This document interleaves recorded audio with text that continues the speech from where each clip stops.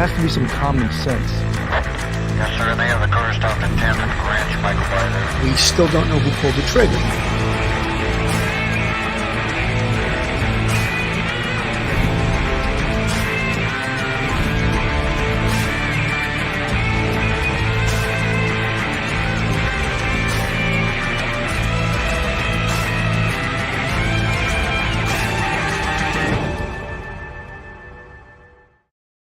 Hello, everyone, and welcome to Police Off the Cuff Real Crime Stories. I'm your host, retired NYPD Sergeant Bill Cannon, 27-year veteran of the NYPD. And with me tonight, NYPD retired Detective Phil Grimaldi, and straight out of Brooklyn. How you doing tonight, Phil? I'm doing pretty good, Billy. How you doing? Not too bad. You know, folks, we wanted to mention before we get into the topic of tonight's show, we just want to make everyone aware of the really emergency situation in Florida. I know we've all have friends and relatives, and we may even go down there ourselves. And it's really a grave situation on the ground right now. And the people that live there can use your support and your prayers. They're not even halfway through this, you know, and one of the things they have, which is super dangerous, is something called the storm surge. And the water can come up from the ocean, and that's what causes the real problems. So please, when you say your prayers tonight, give a little prayer for Florida. Absolutely, Billy. I have relatives down there myself, trying to get in touch and stay connected. It really seems like the west coast of Florida is taking a beating, but I actually heard from relatives on the east coast as well.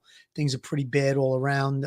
Central Florida, I think, really is where this area from west coast to east coast is really going to be impacted. And again, like you said, we're going to hope and pray for the best, and everybody should keep a good thought. And if you have religious in your heart, you're a little bit of religious, say a prayer for those people. They're going to go through a tough time.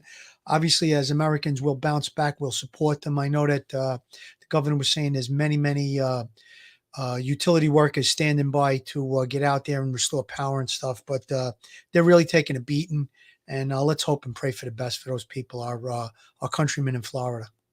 You know, they expected a Category 4, and it actually came in as a Category 5, which is, I think, the worst hurricane they've had in I don't know how long, maybe the worst they've ever had.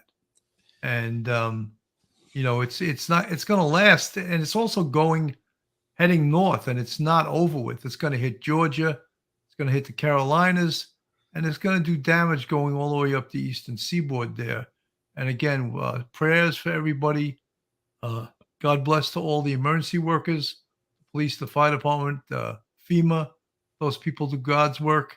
And let's just pray for the people in Florida. Hopefully, most of them evacuated, as they were told, and the ones that didn't, as Governor DeSantis says, it's too late now to evacuate. So shelter in place, that became the term. Shelter in place, protect yourself, protect your family, and stay put. Billy, two things about the storm that I found very important to talk about.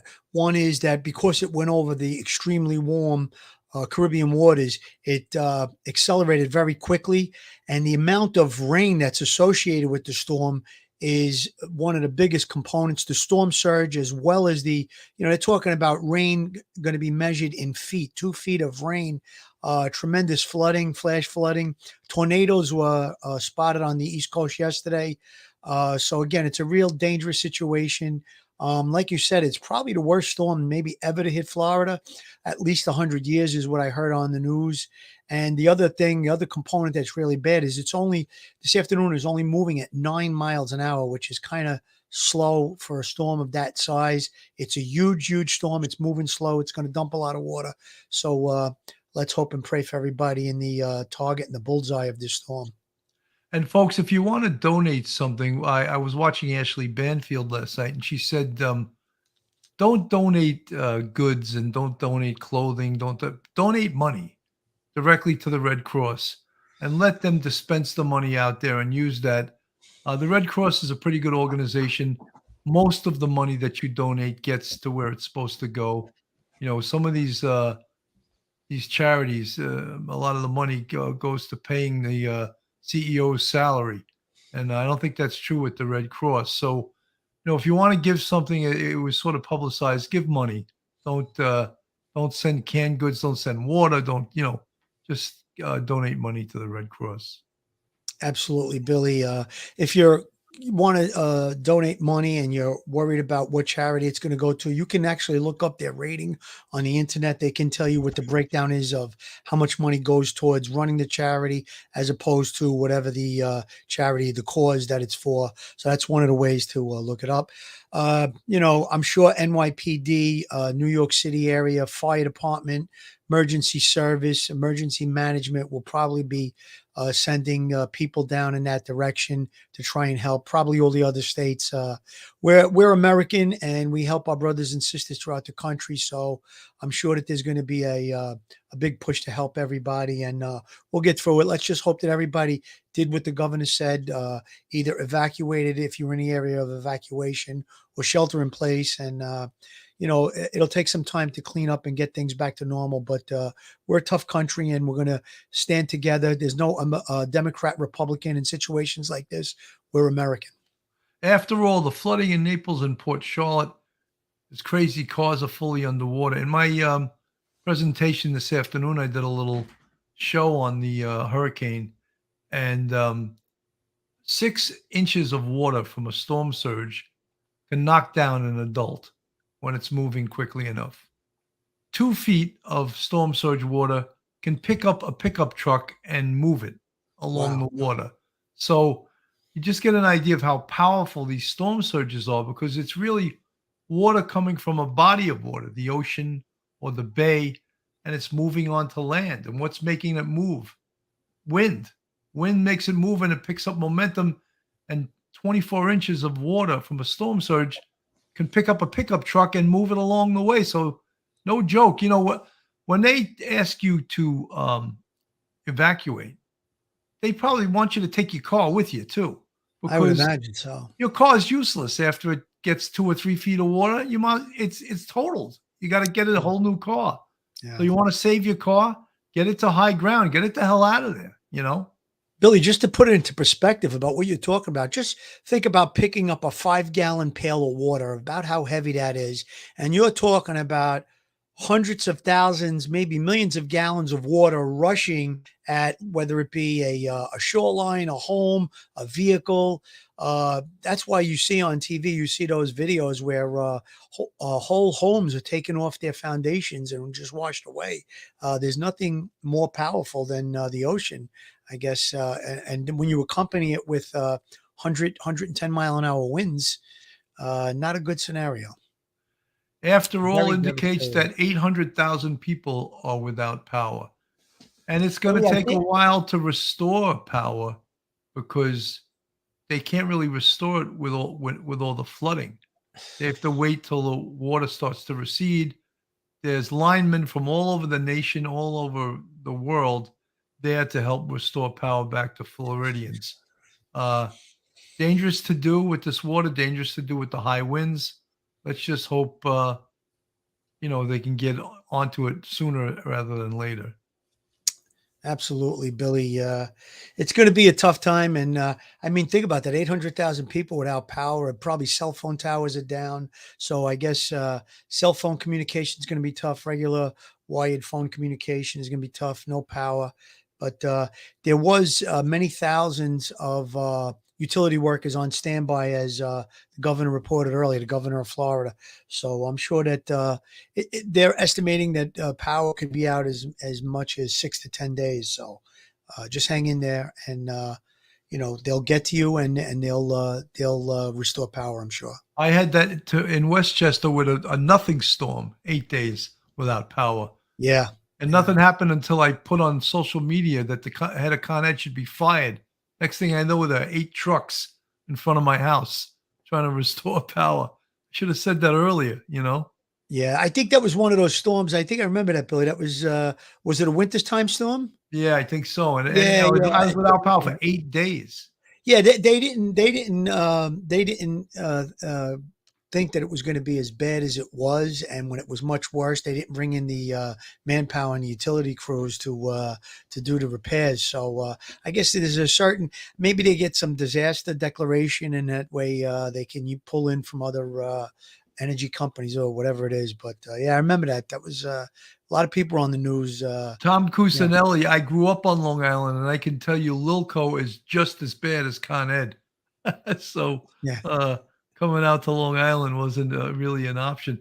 Guys, the topic we're covering tonight, Jeffrey Netflix Dahmer. is doing a special on Jeffrey Dahmer.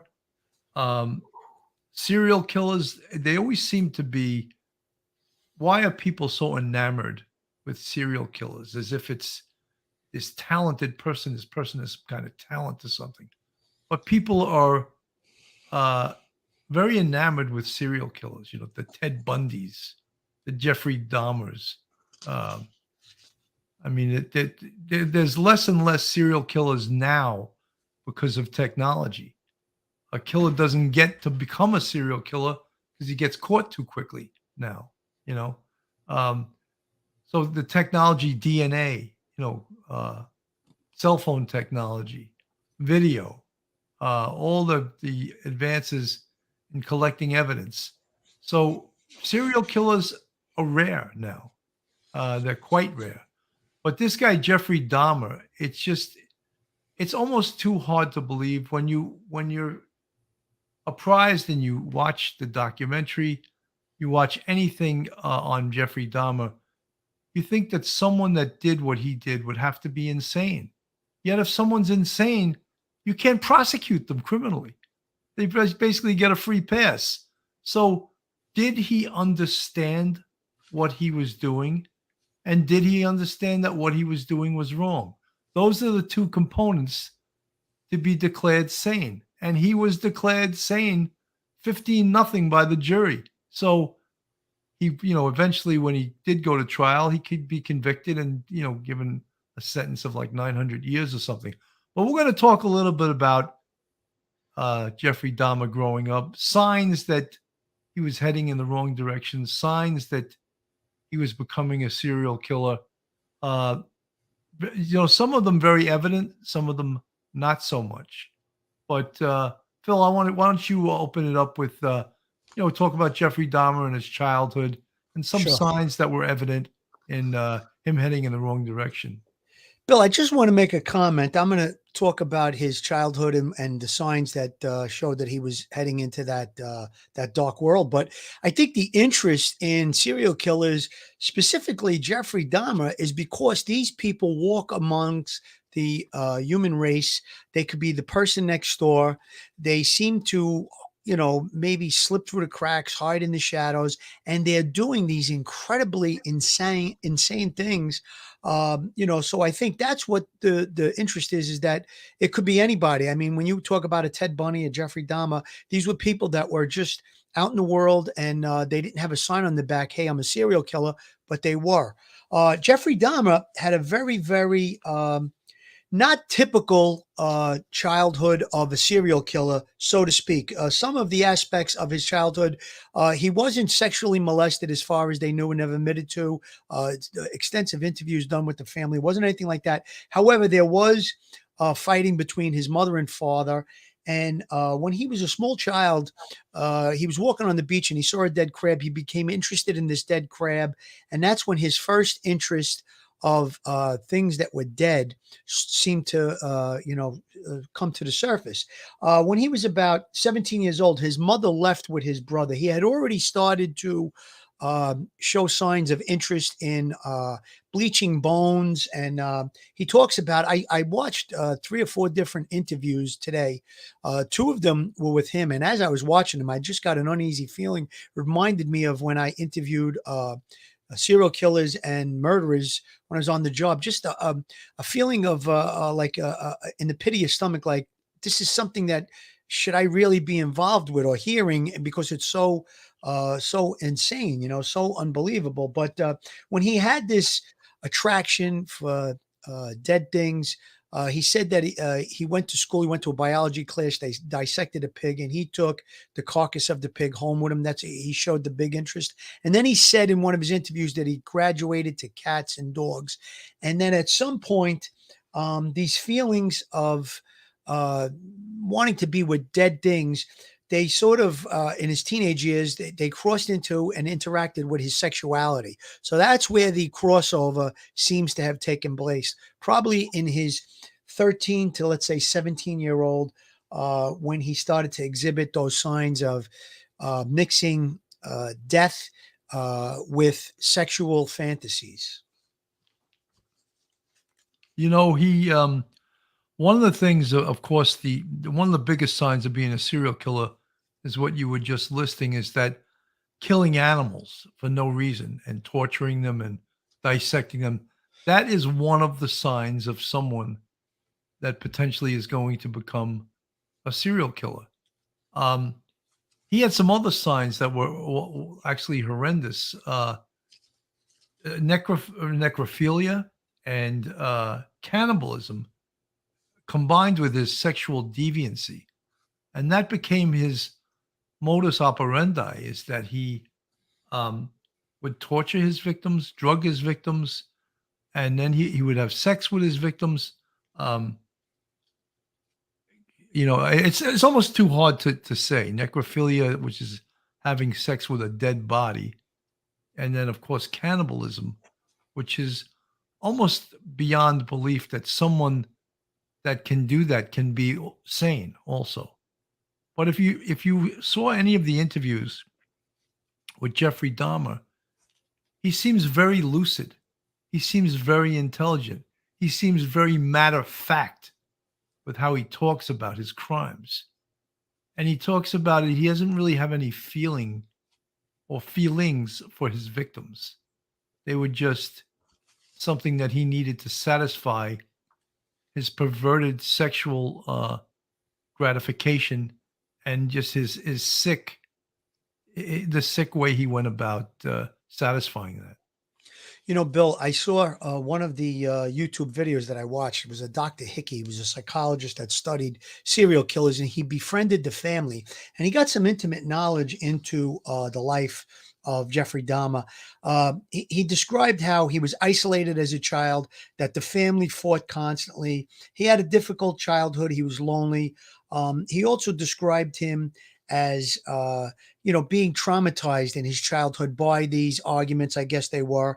And he became obsessed with and the process of collecting bones, bleaching them, and it excited him. And that's when he was going through probably his puberty stage, where his sexuality was starting to blossom, and he conflated the two together. And he believes that this is when he got the thoughts of, killing and sexualizing dead humans. So again, he also describes that in extensive interviews with Jeffrey Dahmer, that he always deferred to that he wanted power over his victims. He wanted control. He wanted to have sex with a dead human because he knew that the human couldn't reject him, couldn't leave him. And this is how he gained total control and total power. He actually used, in one of his interviews, he used the word total control. He wanted to totally control who his victims were. And when he started out, his first victim, there was a period of about almost about 9 years, I think it was, before he had killed again. His first victim was a hitchhiker, and he had fantasies about picking up a hitchhiker, and he was driving down a road. He saw the hitchhiker, he passed him, but he knew he had this drive and this fantasy about picking up a hitchhiker. So he went back, and as it turned out, he had his home. There was nobody who's going to be home in his house. So it was like the perfect scenario. He took the hitchhiker, put him in the car, invited him to his house for drinks. And then once he took him to the house, he bludgeoned the hitchhiker with a barbell. And then he proceeded to have his sexual fantasies played out.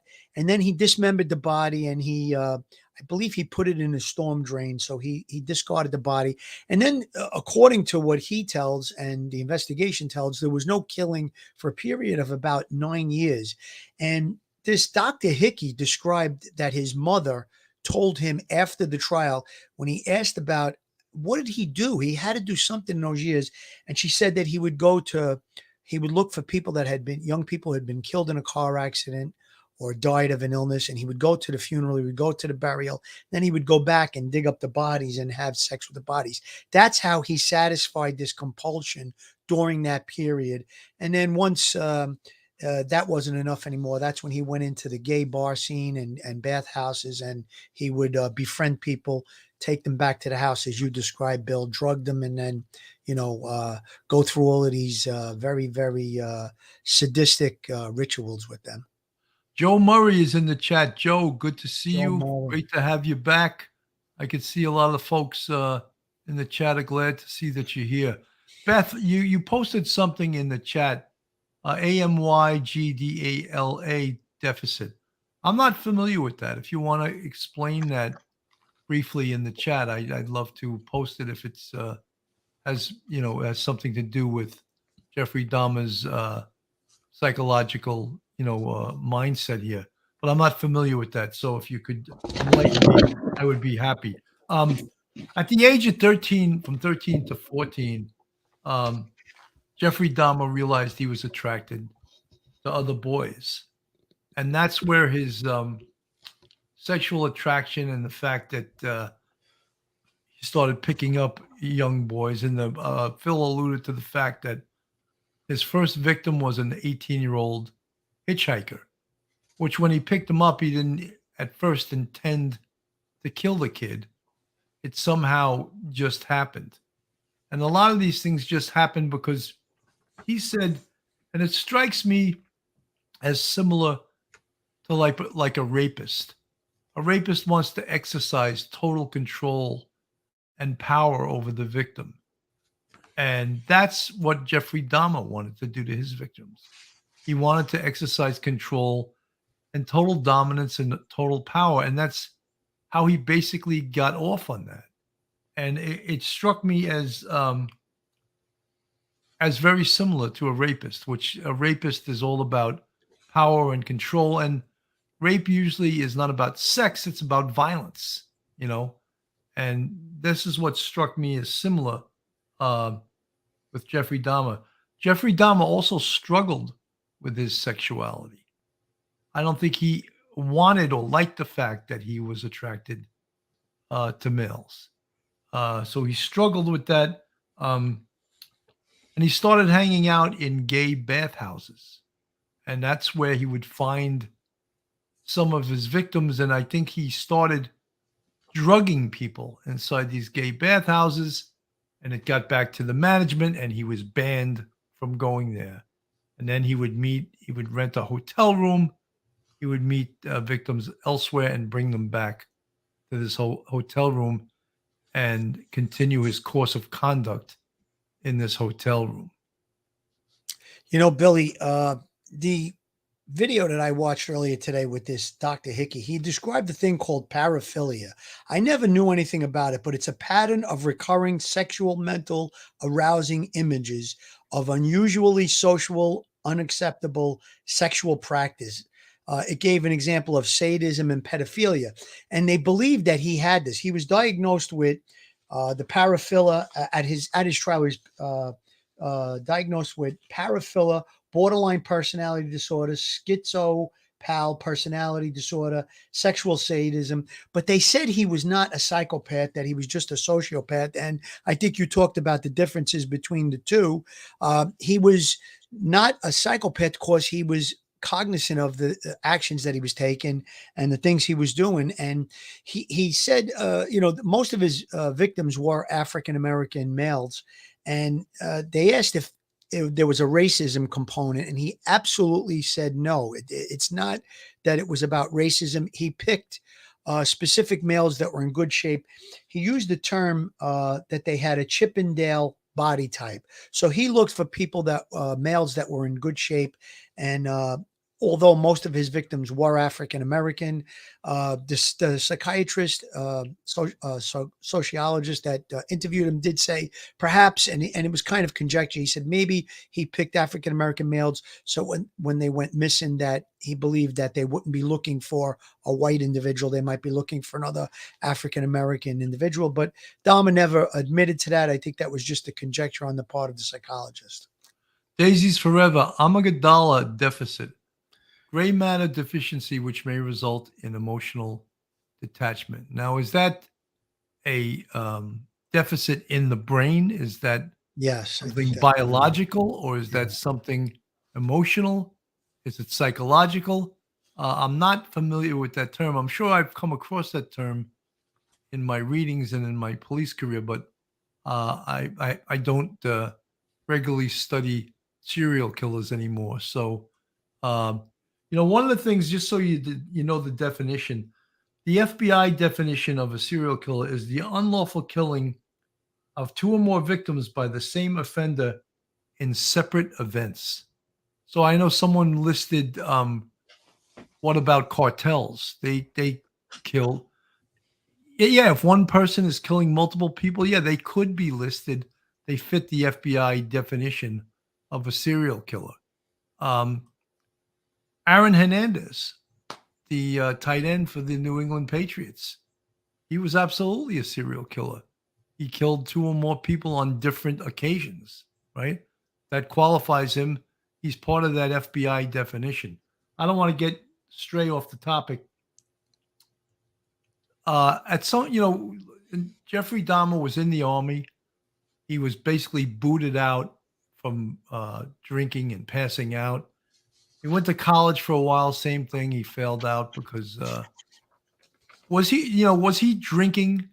And this is the chicken or the egg question. Was he drinking to sort of self-medicate? You know, when people have these huge emotional problems and they want to hide it, sometimes they'll drink to the point of passing out. And I believe that's called self-medicating. And I'm no expert on alcoholism, but many people will acknowledge that sometimes people that do drink a lot are doing it to self-medicate because they can't stand the pictures they're seeing in their brain. So they want to get rid of those pictures.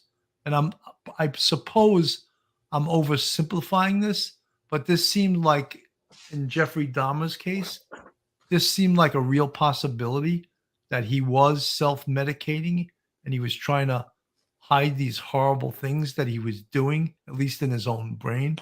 So, and again, I'm no expert on this, but it seems like he had huge psychological problems, and perhaps he medicated himself with alcohol. 100%, Billy. You could not be more right on the track. And those were his own words, that he was having these obsessive thoughts of violence intermingled with sex, and he could not shut them off.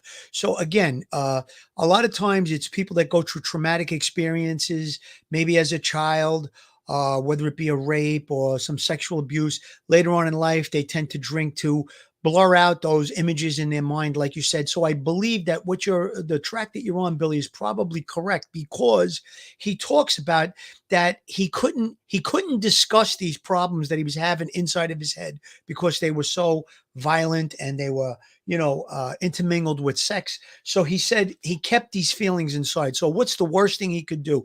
He had some trauma as a child. He was getting these thoughts. Instead of expressing these thoughts through therapy, he held them inside and they just manifested, and the beast inside him grew wilder and wilder. And he probably devolved more and more into the delusionary world of, killing corpses, having sex with corpse.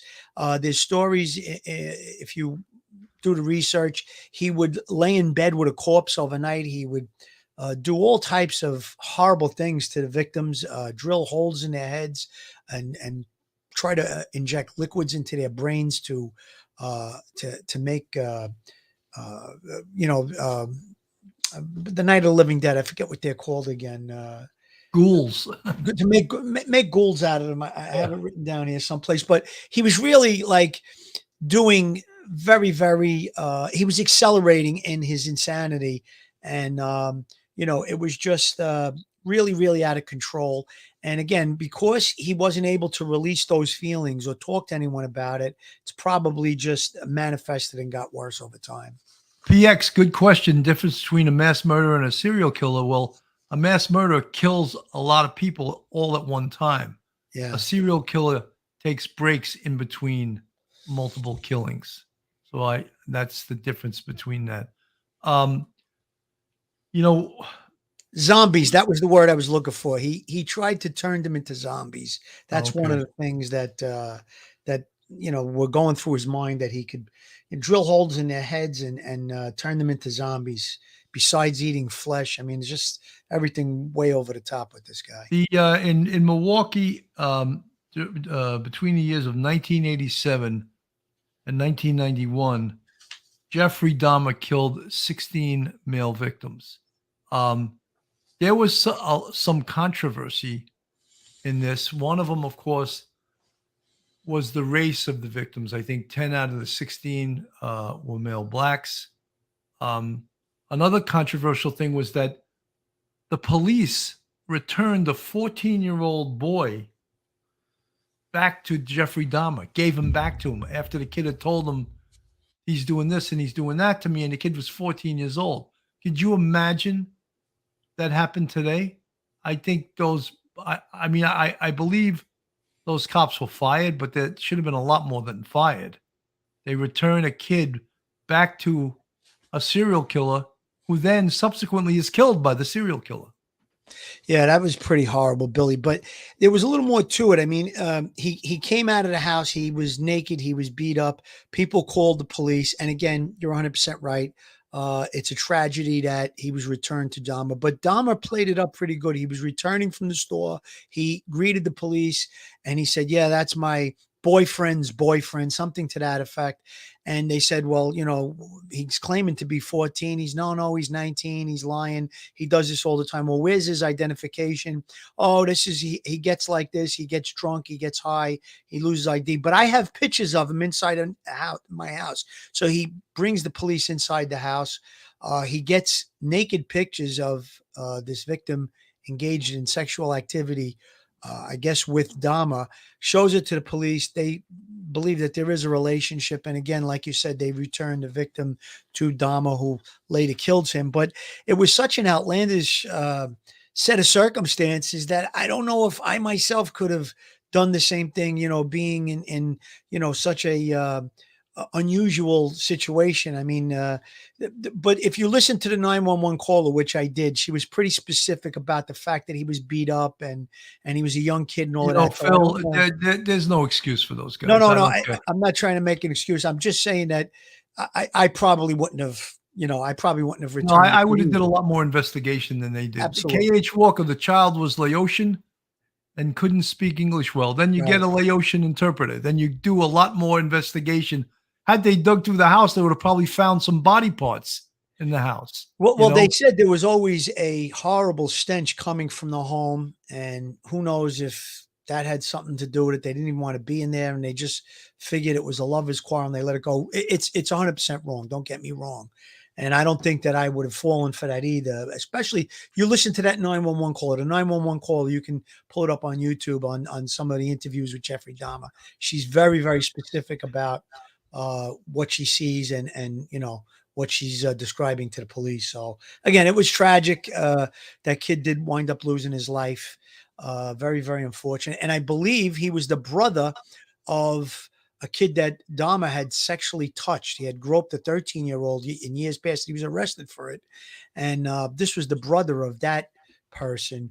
So again, tragic all around. And they had this reminds me, and it has nothing to do with the same crime, but the 6th Precinct cops back in the late 80s were criticized for not going in the apartment of Joel Steinberg, who was the lawyer who was an abusive father and husband who killed Lisa Steinberg and basically beat his wife, Hedda Nussbaum, into submission and into being submissive to him, where she just did whatever he said.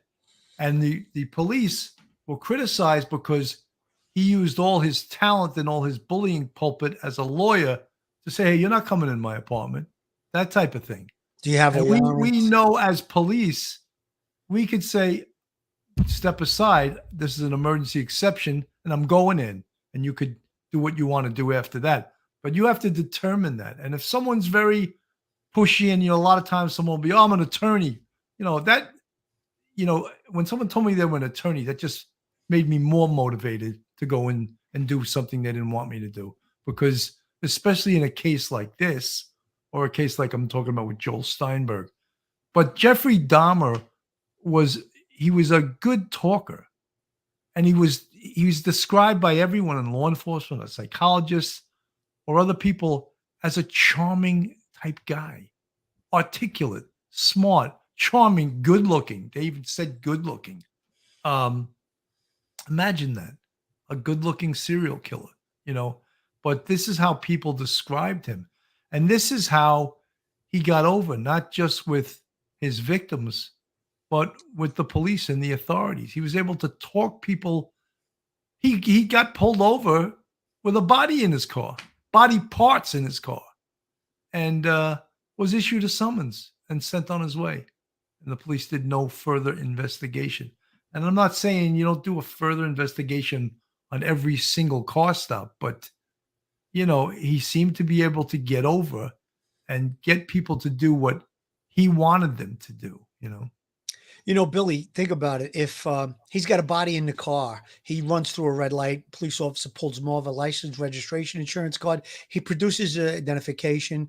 He thanks the officer for the summons, and he's on his way. There's no reason to do a search on that car. If there's maybe some underlying circumstances, perhaps there would be. But in a case like that, where he just went for a red light, there would be no reason to pull him over. I mean, to search the car, you pull him over, you issue some, especially if he's got all his identification. But he also became bold during his time that he was committing these murders. He actually took the head of a victim. I believe it was he called it a mummified head in the interview of one of the victims, and he brought it to work. He put it in some type of a case, like a bag, brought it into work. And almost like he was like testing the waters to see if he would be caught. And then he also was engaged in an argument with his father. And the father saw a locked box in the house, and he had body parts in this locked box. And the father went to the basement to try and open it. And eventually he came down and he calmed the father, and the father never got into the box. Perhaps the father would have found the body parts. Maybe it would have been, been brought to a halt then. However, he never went in. He told the father, he made up a story saying that there were sex books or whatever. And I guess the fact that him, whether or not the parents knew, I'm not really sure, but him being gay, maybe he said they're gay books. The father didn't want to, get too far into it and see them, and he let the thing go. And just so many different twists and turns to this story. I mean, it's amazing that it went on for as long as it did. And, like you said, brushes with the police, and, he still goes on to keep killing. Just really a very, very unusual and amazing story. Folks, there's usually two types of serial killers, and they're defined as organized and disorganized personalities. An organized serial killer has a car, has a job, will travel to get his victims, is articulate, is educated, reads, as I said, owns a car, owns a house, lives within the community, whereas a disorganized offender is more of the person that is just a blitz style attacker of people, not very smart, commits his crimes close to where he lives, and does not own a car, probably isn't working, and is mentally a bit deficient, whereas an organized offender is intelligent, has a high IQ. You get the Ted Bundys, you got the Jeffrey Dahmers. These are organized, classic organized offenders. I just want to also touch upon a trait of not just serial killers, but also, believe it or not, of rapists. And this is, these offenders take what's called a trophy. And a rapist may take the panties of his victim, or he may take something, the wallet, or an identification of the victim, because he wants to relive that sex crime again by having an item belonging to the victim. The same is true with serial killers.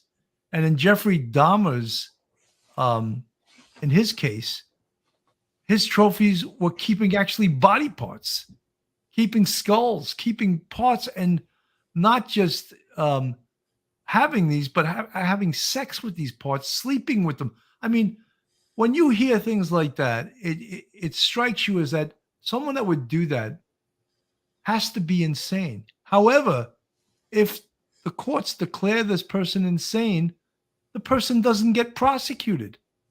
So we mentioned what the definition is. Does the person understand what they did?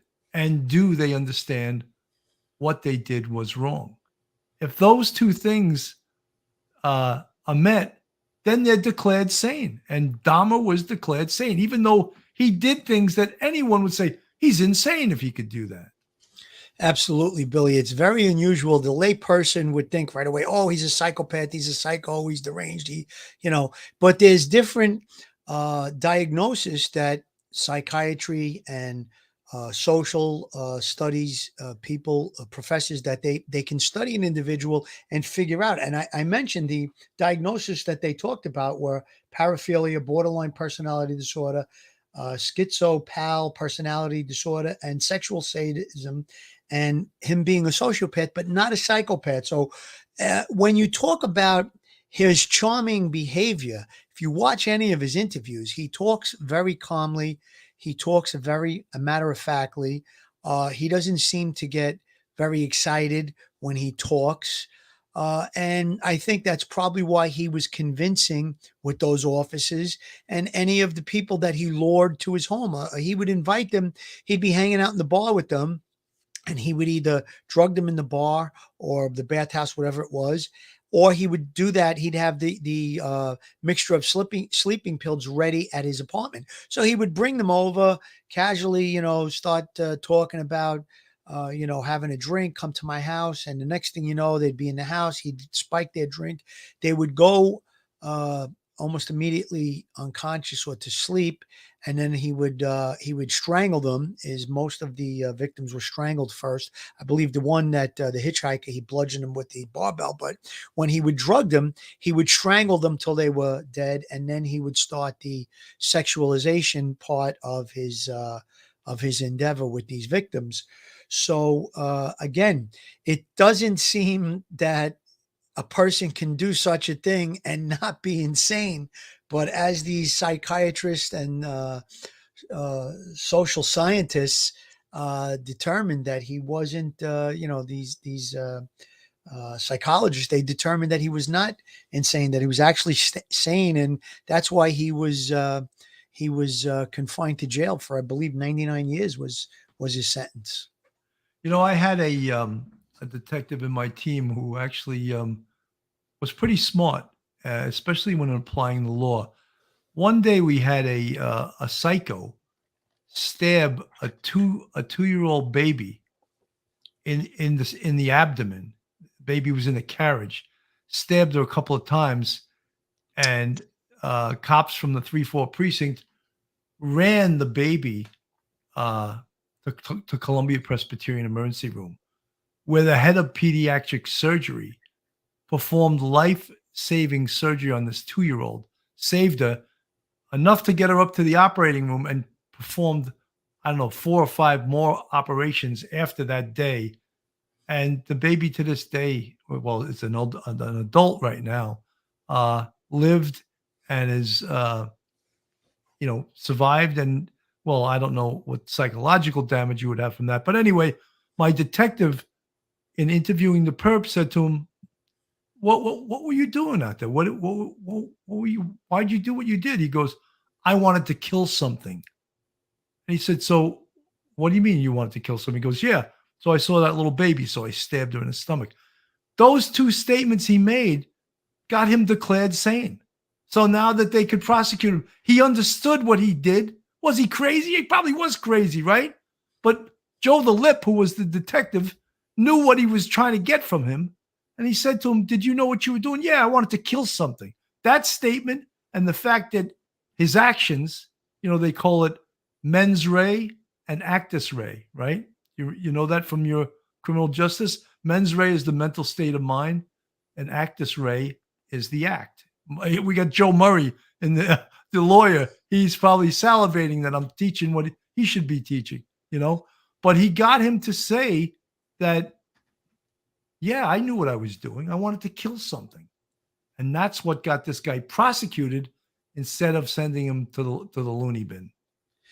Billy, when you think about it, he had the state of mind of what he wanted to do. He stated that to the detective. That proved that he was sane. But in generally speaking, in the in the world today, that's a crazy person that probably should have been locked up if they had those type of urges or those type of feelings, obviously. But they don't meet the clinical definition of being insane, obviously, based on the statements. So, and again, Dahmer in this case, he didn't meet those guidelines as well. He was not declared to be insane. He was put on trial. I mean, he was very forthcoming. He gave tremendous detail on all of the atrocities that he committed. And the other thing that's funny about it is, well, I wouldn't call it funny, maybe just a little bit interesting, is his parents had no idea, and they both did extensive interviews. The father actually wrote a book about it, saying how they thought he was a fairly normal child. There was no major red flags or indicators that he was going to do such, violent acts, or even the fact that he had these sexual desires within him. No indications of that whatsoever in his childhood and early adult life. So again, I think that's what brings the interest to these types of cases, is that it could be anybody. It could be the person next door, so to speak. So really, really very, very interesting stuff that we uncover on this one for sure. Well, Joe Murray, he got off on the fact that I knew the Latin phrases mens rea and actus reus. And Joe, we spoke about it the other night, the mental state of mind, because we were talking about Alec Baldwin. When you talk about the culpable mental states of mind, which are recklessly, intentionally, criminally, negligently, and knowingly. And to be convicted of an offense, you have to have one of those culpable mental states of mind. Schmitty, thank you for the $5 super chat. Do you think the jail guards purposely left Dahmer alone with Scarver, who killed him? Wasn't there a big debate about that? Well, I think it's the responsibility for prison guards to protect inmates. As bad as they may be, they're supposed to protect them. Did they allow him to be served up to another inmate? I don't know enough about that. Look, there was also a pedophile from the Boston Archdiocese, a priest named Father Gagan, and he was murdered in prison. So again, was he left alone? Was he allowed to be preyed upon by another inmate? And when these people are killed, no one sheds too many tears. But as a society, is that what we intend to do? Put someone in a prison? And Whitey Bulger, I think, was beaten to death in prison. Yeah, that one has some very, very suspicious happenings about it. Jeffrey Epstein. Epstein was allowed to commit suicide. Joe Murray says very few strict liability crimes like statutory rape, no mens rea necessary. Joe, I wish we could put give you the lectern, and you could do a class right here. I'd love to listen in. Billy, I did in my research find that right before he was killed in jail, he was killed as well as another inmate was killed. That guy, Scarver, killed Jeffrey Dahmer and another inmate. But right before, he had told his mother, I think it was about a week or two before, or maybe even a few days before that, he was tired of living in jail, and he wanted he knew he was not good for the outside. He recognized that he was not able to walk among society, but he was tired of being in jail. And who knows if he antagonized this inmate They said that he didn't even fight back when he was assaulted. So again, maybe he wanted to die. Maybe it was like we use the term cop, suicide by cop. People out in the street, they do point a fake gun at a cop or to point the gun at a cop wanting to die. Maybe this was that type of thing too. Again, the possibility does exist that, security at the jail left him in a position vulnerable to be killed. That's quite possible. But if you listen to what the interview of that psychologist, I got his name right here, Hickey, what he said that he believes that based on the statements from the mom that he just had enough of being in jail. He knew he wasn't, allowed to walk free with society, so he was ready to die. So who knows if that's actually the case. K.H. Walker, Dahmer was killed with a piece of gym equipment, just like Dahmer's first victim.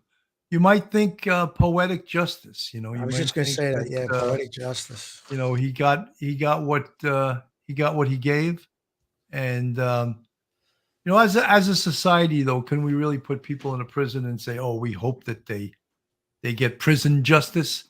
They get jail blocks D justice. Can we say that? You can say in certain cases, I could say that, Bill. I got to be honest. In certain cases, when there's egregious things like these guys that go into a school and kill little kids and things like that, or rape innocent people, I have no use for people like that. And if there's some prison justice, I don't have a problem with it. That's my own personal belief. Society should not promote things like that. I get it. I'm not into being a vigilante or anything like that, but there's just certain people that do things that are so terrible, egregious, and we've profiled some of them on our show, cases that if a person slips on a bar of soap in jail, I don't have a problem with it. After all, says sometimes, yes, Sergeant Bill and Detective Phil, I think what you're referring to is that as a society, should we allow that to happen? And we understand that. We understand that. Joe Murray, is that called a public service homicide? Yeah. Well, that's what we used to refer to it when someone who was out there doing a lot of bad things became a victim of a homicide. I would have to say that Jeffrey Dahmer definitely falls into the category of a public service homicide. I mean, look what he did. He lured innocent people. I mean, just because you're gay and they're hanging out in a bar, does that mean they should be slaughtered like that? And all different things done to them. I mean, that's terrible. And so, yeah, maybe it was a public service homicide. A lot of times we equate the public service homicide to, something that happens out in the street, so to speak. This guy was behind bars, so maybe it does fall into it. Maybe it doesn't, but it is what it is. Here we go. Joe Murray, attorney at law. Have you found yourself in a jam? Are you in need of legal counsel in the New York area? Do you need a victim's advocate? Present and accounted for. Joe Murray is here. He's your man. He's not only an experienced trial attorney, he's also a retired 15-year member of the NYPD. Joe literally knows both sides of defense. His website is jmurray-law.com. His telephone number is 646-838-1702, or you could email Joe at joe@jmurray-law.com. Joe really hasn't been around much these days. He's been very busy with some trials. And he does his thing, and he's a terrific friend of Police Off the Cuff Real Crime Stories, as well as a great defense attorney. Folks, in covering this case, and I know many of you have watched the Netflix series, can a Jeffrey Dahmer exist today? Is it a possibility that someone in one city could kill 16 people in 5 years and take 5 years to be caught? Could that happen today? Or would today's technology catch this serial killer before he even became a serial killer? Don't forget, 2 or more killings on different dates qualifies you to be a serial killer. But as we see today, most killers get caught early on in their murder career and they never become serial killers. Could a Jeffrey Dahmer, if you think a Jeffrey Dahmer could exist today, put a 1 in the chat. I'm just interested. Who thinks that it's a possibility you could have a Jeffrey Dahmer today? Let me know that. Let me know if you think that could happen. Because my feelings are that technology and cell phones and the DNA and all the the techniques we have to capture people today are much better than they were in 1987 to 1991 when Jeffrey Dahmer killed 16 young men in Milwaukee. Bill, I have to agree with you. I think, number one, police officers are trained a lot better today regarding domestic violence to recognize specific things. The technology today, when a person goes missing, there's cell phones, there's cameras everywhere. So we profiled. I can't think of the victim's name, but we profiled a young girl, a young mother that was jogging at a college, and she was preyed upon by a perpetrator. A career criminal was released from prison. Yeah, what That do was you remember her Eliza name? Fletcher. Eliza Fletcher, that's it. I'm sorry. Forgive me for not remembering her name, but that could have been the workings of a serial killer. We know he raped before. The rape case became public after he was arrested, that the DNA was tied to him. So in situations like a guy like that, he would be described as the unorthodox serial killer. And maybe had there not been the technology, he'd still be out there doing those type of things. So again, Bill, I think I'm going to agree with you that today I don't think you would be able to get away with too many of these murders and be a serial killer and be as effective as Jeffrey Dahmer was. Mystique, the Long Island stuff that is going on. Actually, Mystique, that happened like between 15 and 20 years ago. And those bodies were dumped there and not discovered for 10 years. That's what made or has made that case so difficult, is that, and the bodies were killed in other locations and dumped there. So it's a very, very complicated case. And of course, if you don't know all the ins and outs of that, it's easy to think, oh, the police aren't doing their job. But that is one hell of a tough case to solve. And look, they had electronic technology. I don't know if they have DNA because the body was there for 10 years. So they may not have any DNA. They had some physical evidence, but they started, with a 10-year, not head start, but back start, so very, very, very difficult case. Billy, you're referencing the Gilgo Beach murders where these bodies were dumped in a very marshy area. Again, bodies were found when they were completely decomposed. There was a 911 call from one of the victims when she was being, she alleged over the 911 call that she was being chased into the woods. Again, the former chief detective, Rodney Harrison, who's now the police commissioner out in Suffolk County, has been bringing that case back to light. And he said he's determined to solve that case. I know from, colleagues in law enforcement that there is some people that are in the radar as being suspects, but there's not enough yet to proceed forward with criminal charges. But they're still working that case pretty heavy, and I do think that we're going to see an end to that case one day. We'll see a conclusion to it. Like you said, Billy, you get basically just bones to work with as a homicide. It's kind of difficult to recover forensic evidence. Even to make identifications weren't made on those bodies for a very long time because of the obvious difficulty with connecting DNA to victims that were reported missing and stuff like that. So, yeah, that was a real difficult case. But I have a lot of faith in former Chief of Detectives Rodney Harrison. He's the police commissioner out there in Suffolk County. And I think that with the hard work of some good investigators, they're probably going to come to a conclusion on that case someday soon. Let's hope they do. Folks, this is Police Off the Cuff Real Crime Stories. If you're not subscribed, go on our YouTube, hit that subscribe button. It's free. Give us a thumbs up, ring that bell. The thumbs up helps us. It hits that YouTube algorithm and YouTube throws us all over the world. We also have a Patreon with 3 different levels if you want to support us. And we have a YouTube channel members. And you see the folks in the chat in the green font. They're part of our YouTube Police Off the Cuff Real Crime Stories family. So we'd appreciate any support you can give us. This is a hell of an interesting case. And I have to admit, I haven't watched the Netflix series.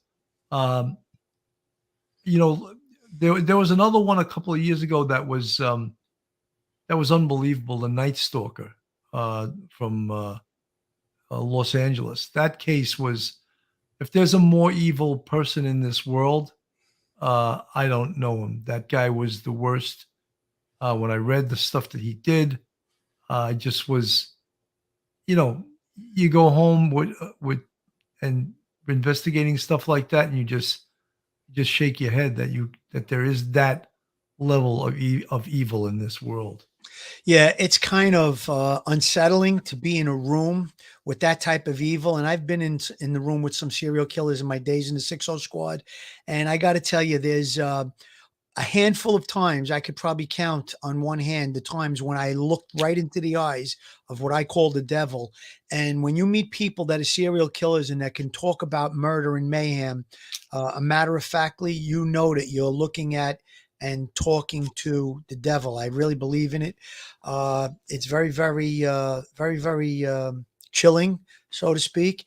And that Night Stalker case again, if he's off in jail and he has a He's sickle dead. He's bug. dead now. Richard Ramirez. He Yeah, died of cancer in prison. yeah, You know. yeah. But if he slipped on a bar of soap, is the point, I wouldn't have been too upset about it.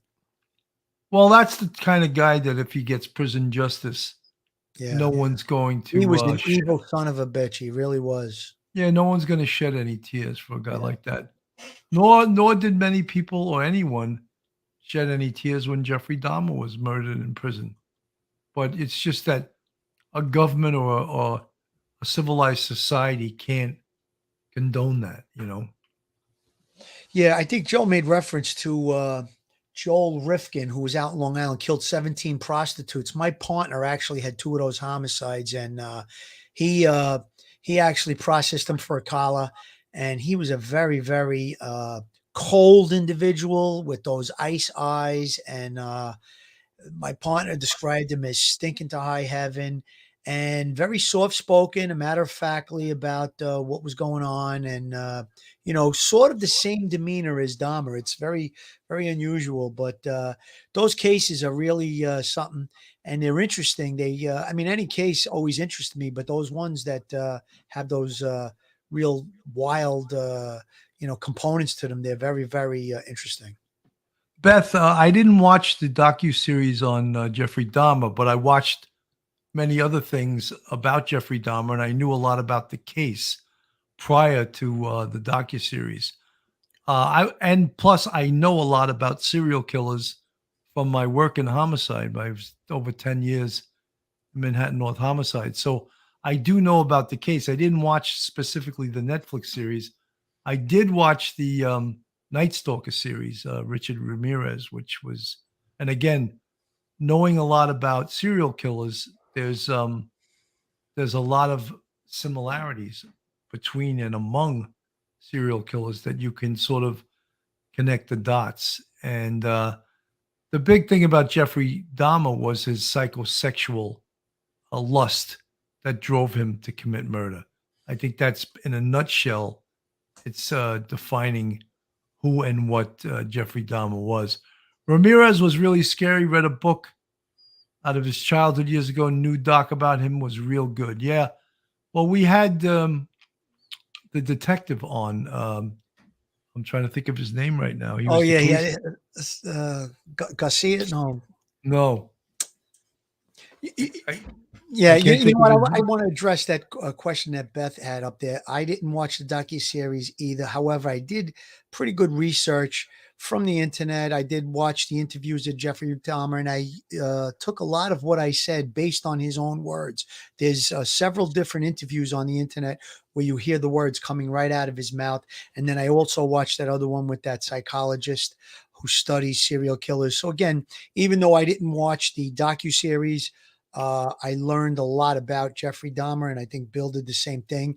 And again, there was also, when you watch a series, a lot of times things are dramatized. There was also a YouTube video about how there were, I think, 10 different things that were inaccurate regarding the series. A lot of times things are dramatized and they're changed a little bit, not in big ways where it changes the whole complexion of the story, but a lot of times for the interest of time and when they're filming or how they're filming, maybe things sound a little bit better if it's a little different. So again, even though we didn't watch the docu-series, we did do extensive research into what took place with Jeffrey Dahmer. The detective that had the Gil, Night Stalker case was Gil Gil Carrillo. Allen. Gil Carrillo, that's it. Yeah, and Gil Carrillo, he actually retired as a lieutenant, but during the Night Stalker case, he was the case detective, and He was an interesting guest when we had him on. Very interesting. yeah, he's an interesting guy. But it was amazing. He even moved his family out of L.A. or out of the suburbs when this was happening because he was afraid for his family. He moved. That's how close this guy was getting to where he lived. Beth, thank you, Bill and Phil. I agree with dramatization, but kudos to the drama series producers for at least making it close to accurate. Yeah, Beth, you know something? I think that's important that these docuseries try to remain true to form and try not to take too much poetic license. After all, it is television and it is about entertainment, but they should try not to take, you know what? One of the things that drives me crazy about watching Law and Order or any of those shows on TV is every time they arrest someone, they read Miranda on the scene. And that just irks me and drives me crazy because that is so inaccurate. There's not a police department on this earth that does that. You know, they arrest someone, they say, you have the right to remain right on the scene. That's ridiculous. And it's just, theater. It's total theater. And I cringe every time I see it. Yeah, yeah. Listen, if you look at Law and Order, any of these shows, these 1 hour series, they start out with a dead body or a murder, and then within an hour they have it solved, and it's all good for television. I think what they did is, listen, there's probably small details that might be inaccurate and stuff like that. The general story is going to be right on track. It's based on a true story, so there might be some, and a lot of times you'll have people that'll, watch a series and say, oh, they didn't do that right, they didn't do this right, and there's small details that really don't change the complexion of the story, so to speak. So again, they probably did a really good job. But if you're interested in this case and you want to check out actual interviews of Jeffrey Dahmer, there's a couple that I saw. He talks very matter-of-factly about these cases, and it's really interesting stuff. Folks, some people in the chat are asking, well, how is Miranda read? What we used to do in a homicide was we would wait till we got into the interview room to read the person, because it almost felt like this was our home court. So let's present the Miranda warnings in our home court. But they were never read out on the street. That's ridiculous. Yeah, that's if you're driving to the precinct and the guy starts confessing in the vehicle to you, then you may want to read a Miranda right there, because or you can not ask any questions and just let him keep talking. Right? Because listen, if I put handcuffs on a guy out in the street and he says, what are you arresting me for? One or two things I would say. I might say, we're going to discuss it when you get to the precinct. Or I might tell him you're being arrested for the murder of whatever it is. So again, now if you have a spontaneous statement after that, you don't need to read Miranda warnings or Miranda rights to a person if they give you a spontaneous statement. But now when you go into an interview room and you sit down and you're going to question, you're going to interrogate someone, that's when the Miranda warnings and the Miranda rights need to be read legally. And I bet if Joe Murray's listening, he'd have a contrary decision on what I just said. But he's talking about a spontaneous utterance. Yeah, I had those before. I mean, I was on the way back from Atlantic City. We had arrested a perp for a murder down in Atlantic City, and just sitting in the car, he didn't want to talk. Whatever. We tried to interview him at the location, Atlantic City, and in the car he started talking about different things. He made a statement, and I logged it into my memo book. I presented it to the district attorney, and it was given at trial. So it withstood the test of of the judicial system, that it was a good statement. He decided on the ride back, he was bored and he wanted to, talk to me about the case. And I didn't ask him anything. He just uttered it. So it was good. It stood up in court. So folks, that's about our show for tonight. That's all, folks. That's about our show for this evening. I want to thank everyone for coming by. We tried to dissect this case in regards to what we know about serial killers, what we know about Jeffrey Dahmer, and how really bizarre and crazy this case is and was, and how we don't see very many serial killers these days, which for the reasons that we enumerated earlier on. Phil, final words. Final words. Yeah, this was to me a very interesting case. I had heard about it over the years when I was on the job. I never really got that interested in it since it was going on out in Milwaukee or whatever. And but looking at it, it's funny because my kids were talking about the docuseries last night at dinner, and then Bill and I discussed it today, and we decided to do it. And ton of information that you can look into on the internet. I did a little bit of research, wrote like 4 pages of notes. Very bizarre case. Last thing I'd like to say is thoughts and prayers for the people of Florida and anybody in the path of that destructive storm.